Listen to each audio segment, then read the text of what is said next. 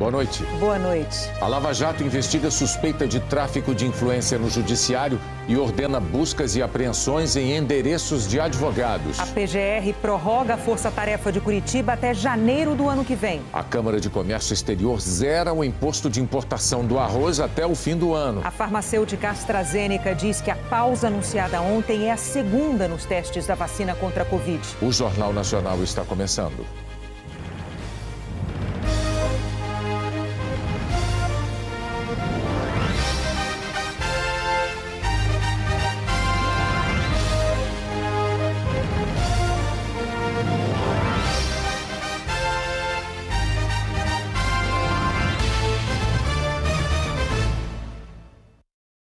A empresa AstraZeneca declarou hoje que aguarda a orientação de um comitê de especialistas independentes para retomar os testes da vacina que desenvolve em parceria com a Universidade de Oxford. O laboratório confirmou que esta foi a segunda interrupção nos testes.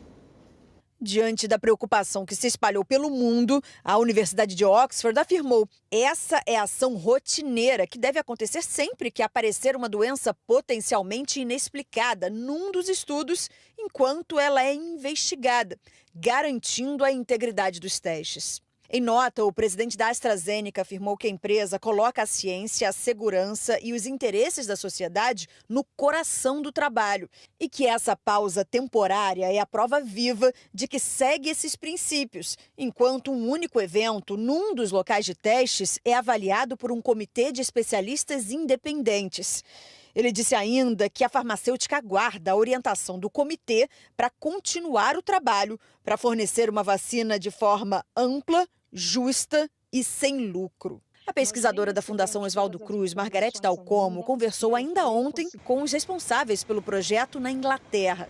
Nós sabemos que houve um caso de uma manifestação chamada uma mielite transversa, que é uma manifestação clínica de natureza muitas vezes autoimune, atribuível a várias doenças, é uma manifestação neurológica que pode evoluir com perda temporária, parcial ou grande, né, afetando a medula humana, e que isso pode estar ou não relacionado à vacina. Não acho que isso seja alguma coisa que comprometa a qualidade e o prognóstico positivo que essa vacina tem oferecido a nós todos nesse momento, ao mundo todo, como uma esperança diante dessa gravidade de doença que nós estamos enfrentando. O site Stat News, que deu a informação da interrupção dos testes em primeira mão ontem, afirmou hoje que foi uma mulher que apresentou sintomas de mielite transversa, que o diagnóstico ainda não foi confirmado, que ela tomou a vacina e não placebo e passa bem. Segundo o site, essas informações foram passadas pelo presidente do laboratório AstraZeneca numa reunião com investidores. A AstraZeneca só confirmou que esta foi a segunda interrupção nos testes e que em julho um voluntário foi diagnosticado com esclerose múltipla. Depois de uma revisão, um painel independente concluiu que a doença não estava relacionada à vacina e os testes foram retomados. A Organização Mundial da Saúde explicou que quando um voluntário adoece durante um estudo, o problema pode ou não estar relacionado à vacina avaliada e que investigar é uma prática de rotina. A OMS reforçou que suspensões temporárias de ensaios clínicos não são incomuns e considerou positivo ver um laboratório garantindo a integridade científica e cumprindo as diretrizes. A cientista-chefe, Soumya Swaminathan, foi bem clara. Muita gente pensa na vacina como uma solução mágica que vai chegar no dia 1º de janeiro e resolver os problemas do planeta. Não vai funcionar assim. Ela destacou que, num cenário otimista, em meados do ano que vem, os países podem começar a receber doses, mas que uma imunização em larga escala pode demorar anos. Segundo ela, até 2022, vamos precisar de disciplina. Pesquisadores afirmam que essa pausa é importante para comprovar a segurança da vacina.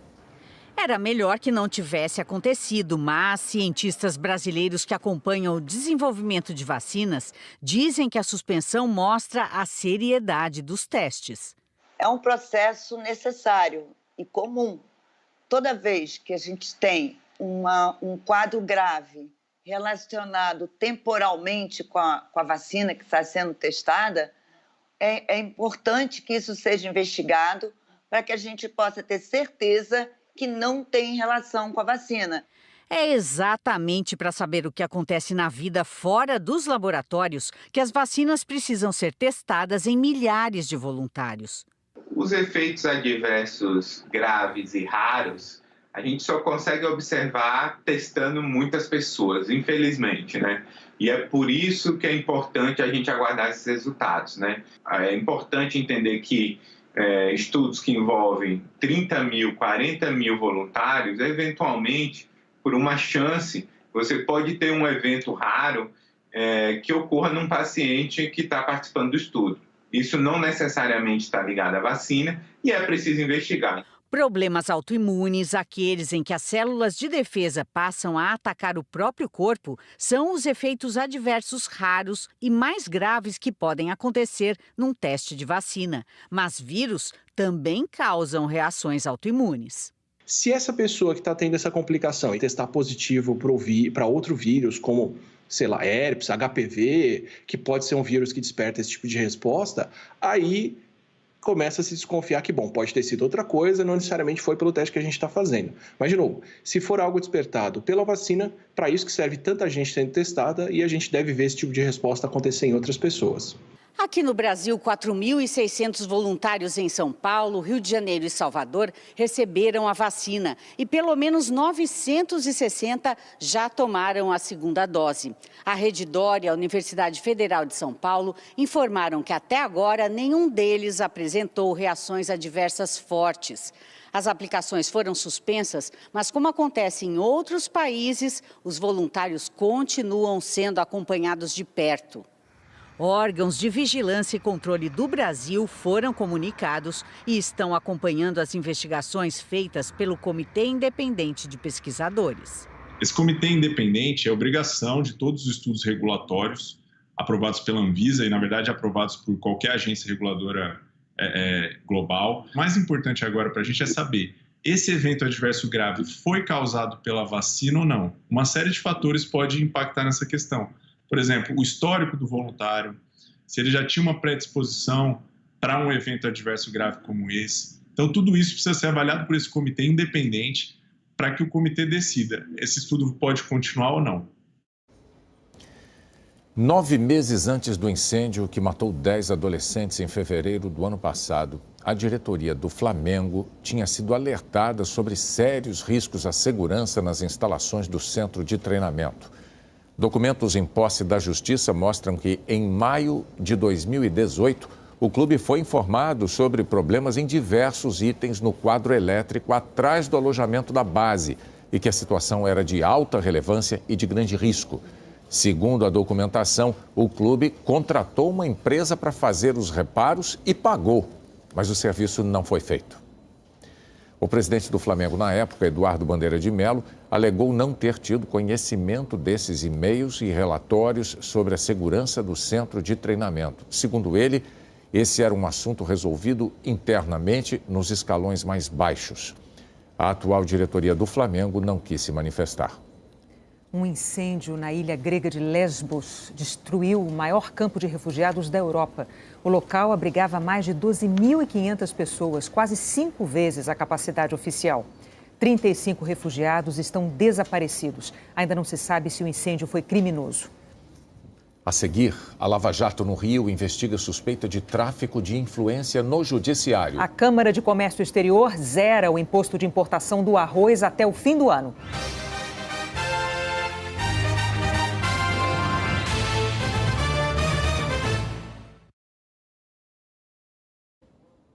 Uma nova fase da Operação Lava Jato denunciou advogados suspeitos de envolvimento num esquema que teria desviado 151 milhões de reais do SESC e do SENAC do Rio.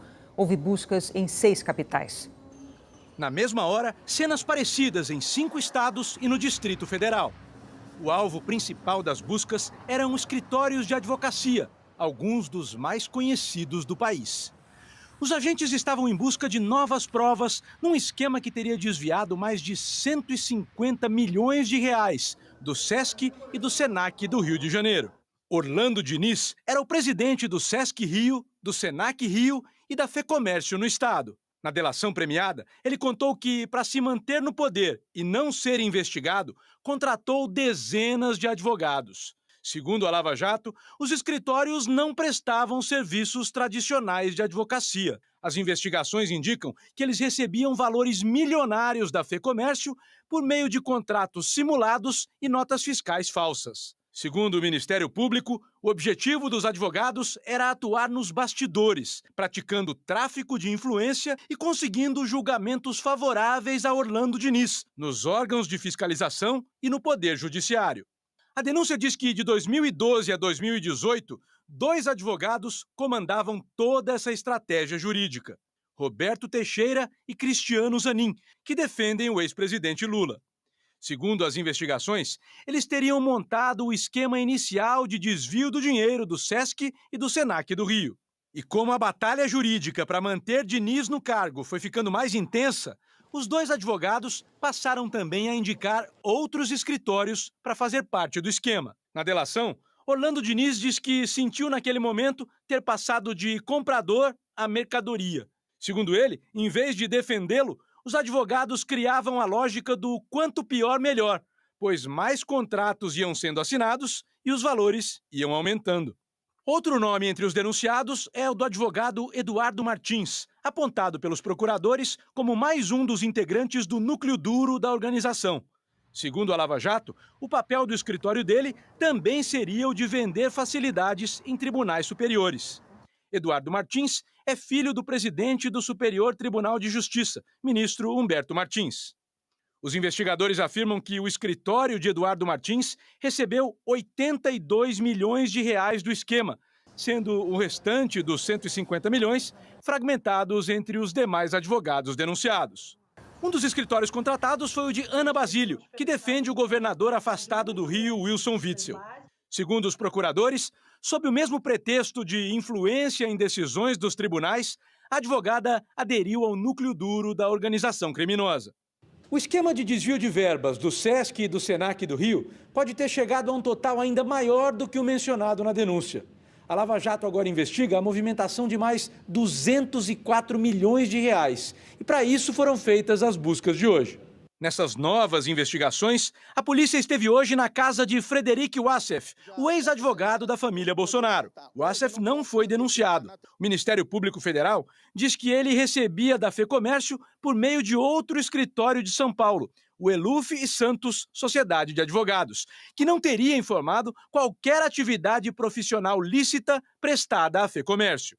A denúncia diz que, apesar do esquema montado por Orlando Diniz, a solução vendida pelos advogados não passou de fumaça. A OAB Nacional afirmou que houve uma clara iniciativa de criminalização da advocacia brasileira e que a operação desrespeitou as prerrogativas da advocacia. Cristiano Zanin disse que a operação é uma tentativa de intimidação do Estado brasileiro. Classificou as buscas como uma invasão e disse que a ação tem traços de abuso de autoridade. Roberto Teixeira afirmou que todos os serviços prestados à FEComércio estão devidamente comprovados e que os pagamentos foram realizados na forma da lei. Frederic Wassef declarou que não foi denunciado como os demais advogados e nada tem a ver com nenhum esquema da FEComércio. O escritório Basílio Advogados, do qual Ana Tereza Basílio é sócia, afirmou que já atuou em mais de 50 processos da FEComércio, sempre de forma ética e dentro da legalidade, e que confia na justiça. Nós não conseguimos contato com a defesa de Eduardo Martins e com o escritório Eluf Santos Sociedade de Advogados. A Procuradoria-Geral da República prorrogou até 31 de janeiro a força-tarefa da Lava Jato no Paraná. Os procuradores tinham pedido 1 ano de prorrogação. O vice-procurador-geral, Humberto Jaques, disse que levou em conta o teto de gastos.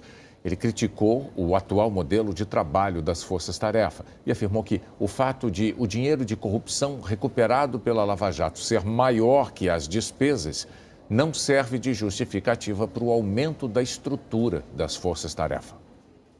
O juiz Luiz Antônio Bonar absolveu a ex-deputada federal Solange Almeida do crime de corrupção no único processo contra ela na Lava Jato, em Curitiba, que envolvia o pagamento de propina ao ex-presidente da Câmara, Eduardo Cunha, em contratos de navio-sonda da Petrobras.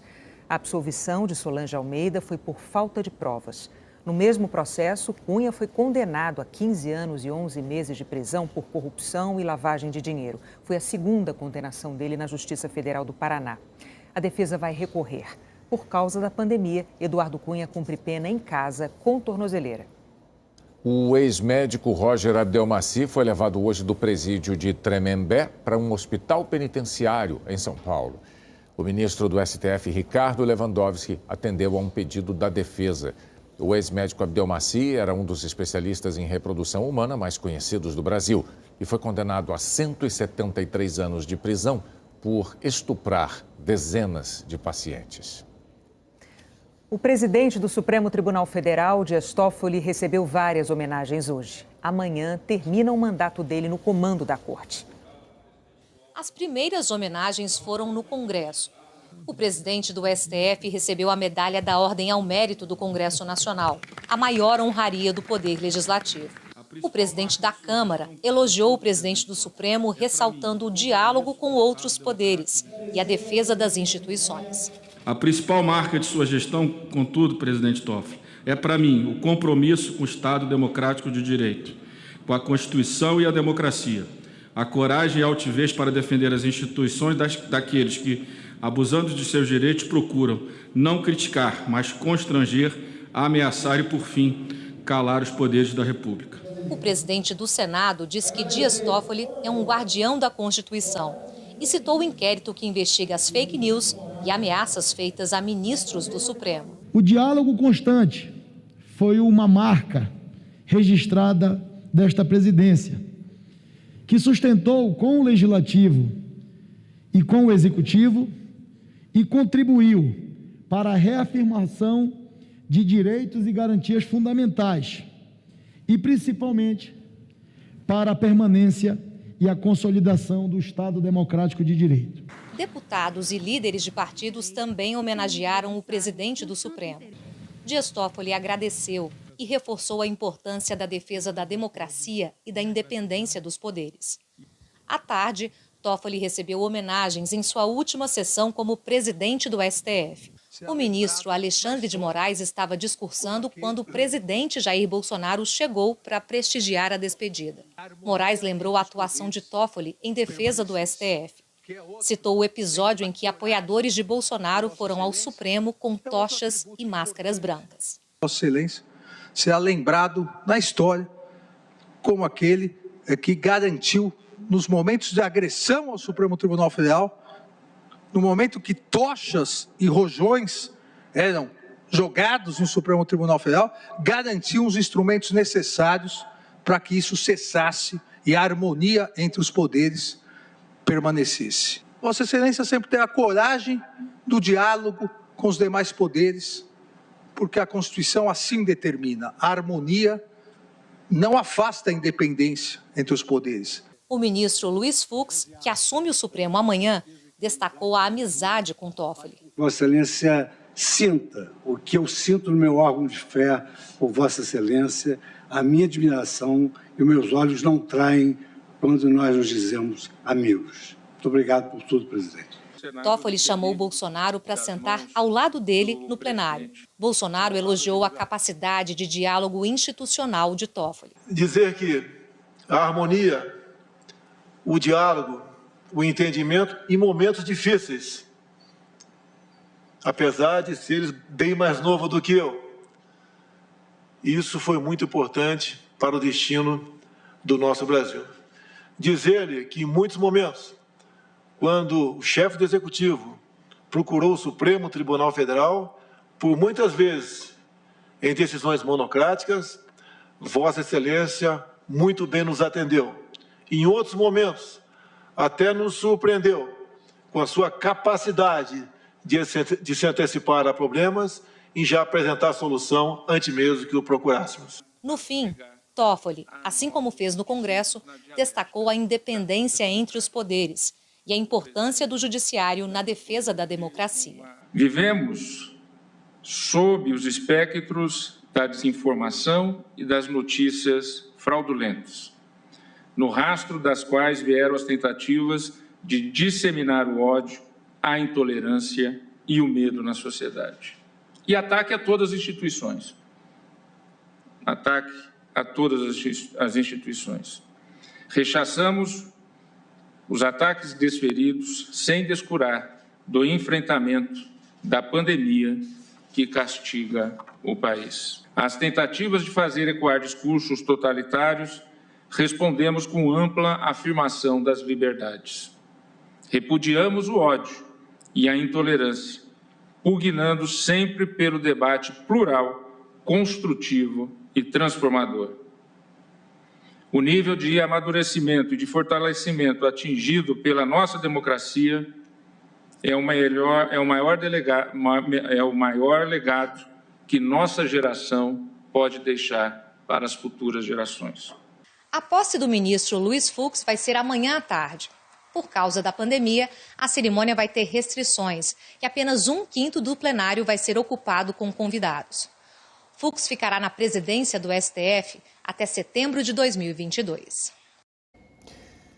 Em agosto, o Brasil registrou uma inflação de 0,24%, segundo o IBGE.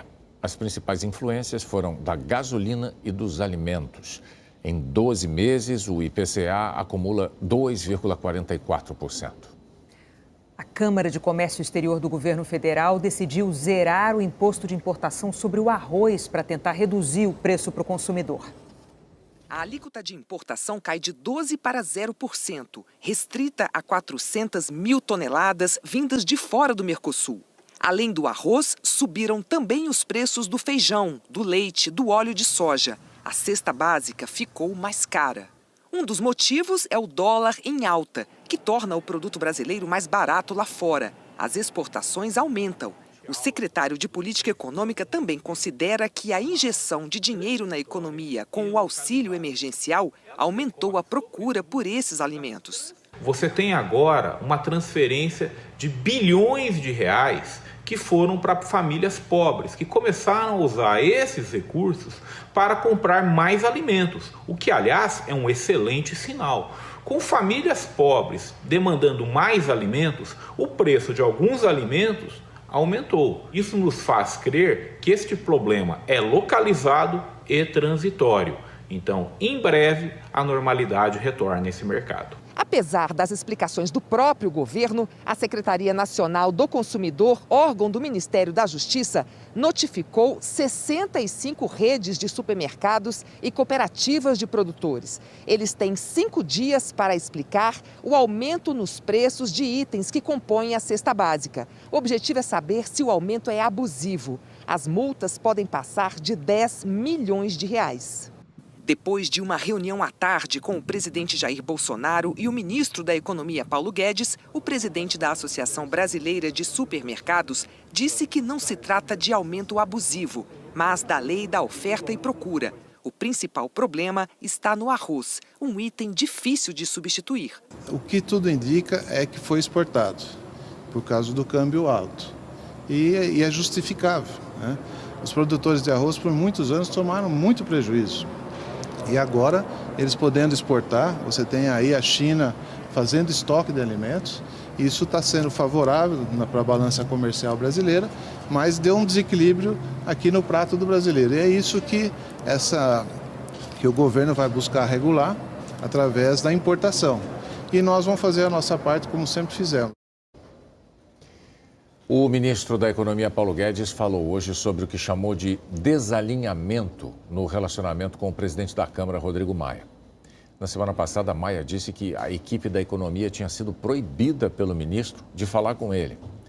Guedes afirmou hoje que não tem problema pessoal com Maia, que é grato ao deputado e que o presidente Bolsonaro é que tem conversado regularmente com políticos. Eu hoje estou dormindo mais tranquilo, porque agora tem eixo político o governo. Tem uns 5, 6 políticos lá sentados e o presidente conversando com eles numa base regular. A gente conversa regularmente, toda semana. Aí o governo consegue decidir e encaminhar de uma forma mais adequada, que não seja um ministro dependendo também de um olhar generoso e amigo. Eu faço questão de registrar do nosso presidente da Câmara, Rodrigo Maia, que sempre nos ajudou em todas as reformas. Tivemos agora um ou outro desalinhamento, mas é natural porque eu tenho que proteger a União.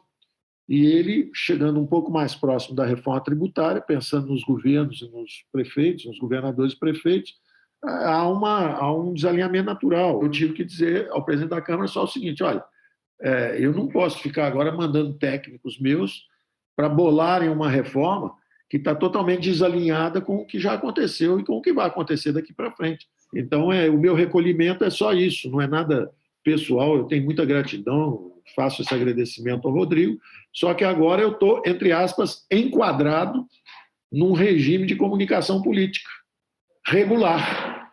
Acabou o meu voluntarismo. A seguir, a tendência de queda no número de mortes por Covid no Brasil.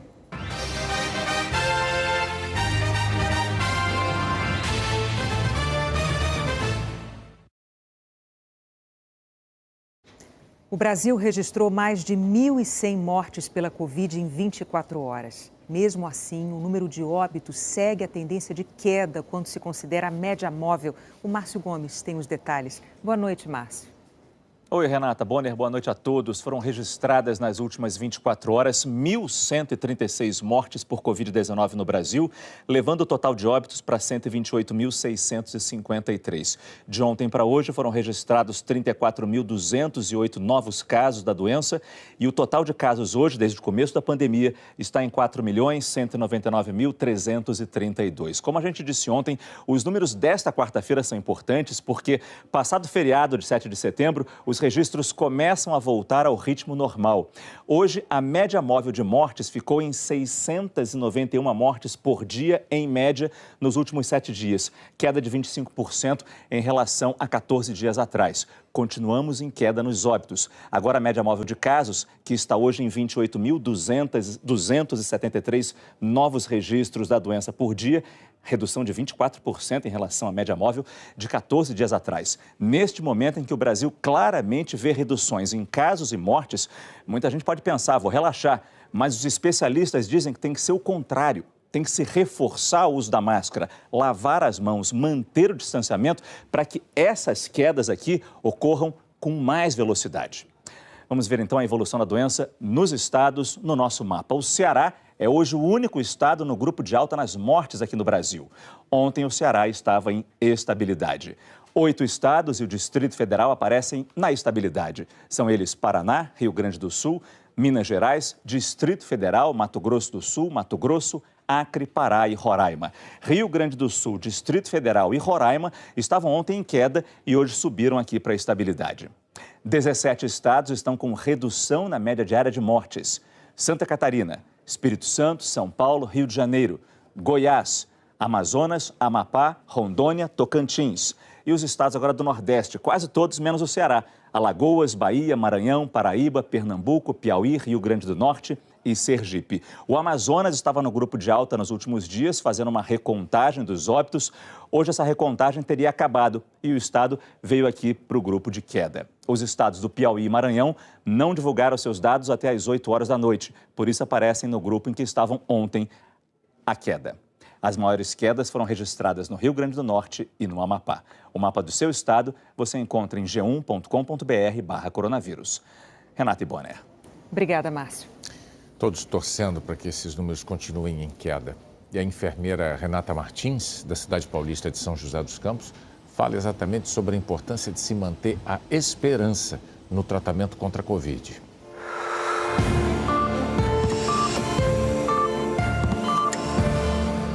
Hoje, com a doença se agravando, os pacientes têm chegado com muita falta de ar aqui com a gente. A família entrega esse paciente para a gente sem ter a certeza se vai ter esse paciente, esse ente querido de volta em casa, se vai poder dar um abraço novamente. E isso tem causado grande angústia na equipe, porque às vezes a gente quer sair daqui, abraçar o nosso pai, a nossa mãe, e nem sempre é permitido. Então a gente só pede a Deus que continue dando esperança, aumentando a nossa fé e que tudo isso passe o mais rápido possível. Outras notícias no Jornal da Globo. Boa noite. Uma boa noite para você, até amanhã.